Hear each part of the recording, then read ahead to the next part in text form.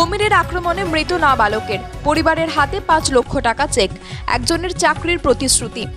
দক্ষিণ চব্বিশ পরগনা জেলার জিপ্লট গ্রাম পঞ্চায়েতের সত্যদাসপুর এলাকার ১৩ বছরের নাবালকের কুমিরের আক্রমণে মৃত্যুর ঘটনায় শোকাহত পরিবারকে পশ্চিমবঙ্গ সরকারের পক্ষ থেকে ৫ লক্ষ টাকার চেক, সেই সঙ্গে নাবালকের বাবাকে চাকরি দেওয়ার প্রতিশ্রুতি দেওয়া হলো।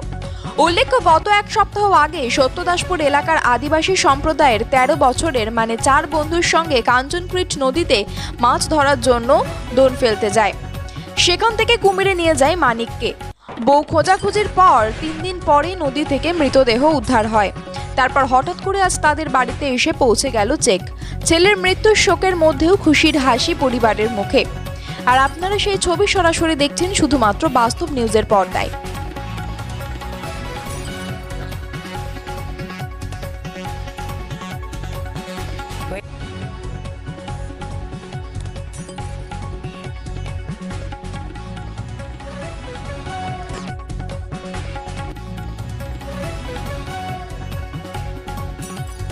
বর্তমান 2024 সালে এ মাসের 24 তারিখ নাগাদ সত্যদাসপুর সবুজ বাজার সংলগ্ন ধনচি বিড অফিসের কাছেই আইনুল দপ্তরের ঘাটে আদিবাসী সম্প্রদায়ের পরিবারভুক্ত একটি ছেলে, 14 বছর বয়স নাবালক ছেলে, ওনার কুমিরের দ্বারা আক্রান্ত হয়।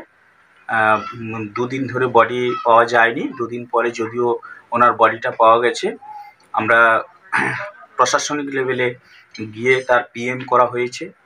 ওনাদের দুস্থ পরিবারের পক্ষে আর্থিক সহায়তার ক্ষেত্রে আমাদের দক্ষিণ চব্বিশ পরগনা ফরেস্ট ডিপার্টমেন্ট এবং তৎসঙ্গে পশ্চিমবাংলার মাননীয় মুখ্যমন্ত্রীর সহযোগিতায় ওনারা বর্তমানে ৫ লক্ষ টাকা চেক পেয়েছে। পরবর্তীকালে পিএম রিপোর্ট হওয়ার পরেই ওনারা পরিবার পক্ষ থেকে গভর্নমেন্টের একটি সার্ভিসও পাবে, ওর সঙ্গে আরও ২.৫ লক্ষ টাকা পাবে।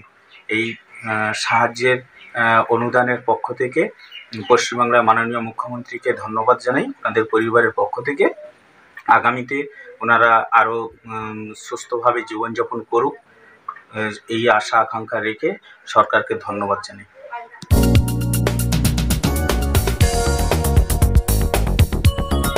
আপনারা দেখছেন বাস্তব নিউজ, কাল্পনিক নয়, বাস্তব।